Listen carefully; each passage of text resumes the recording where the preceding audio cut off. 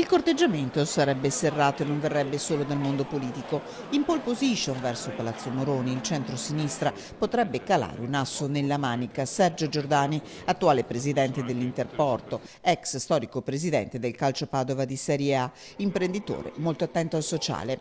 Un nome vero, dicono i ben informati, non lanciato nel lagone del Toto Sindaco a pochi giorni da San Silvestro.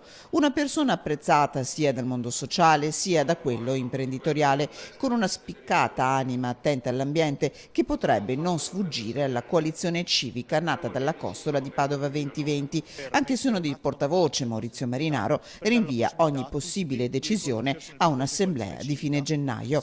Giordani, uomo di sintesi, insomma, con la benedizione da ambienti PD che vorrebbero evitare le primarie dopo le esperienze del 2014, un interessamento da parte delle potenziali liste civiche e soprattutto di quelle forze di resistenza di centro e centrosinistra fondamentali nella caduta di Massimo Bitonci.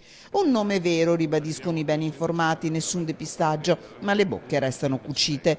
E se Giordani piace ai più, non si possono considerare definitivamente tramontate nel fronte antilega candidature potenziali come quella di Francesco Bicciato, assessore all'ambiente della Giunta Zanonato, o dell'ex rettore Giuseppe Zaccaria. Lavoro febbrile, ma i tempi ancora ci sono e di fare fretta al potenziale candidato non si parla. Le feste possono portare consiglio, intanto è meglio pensare.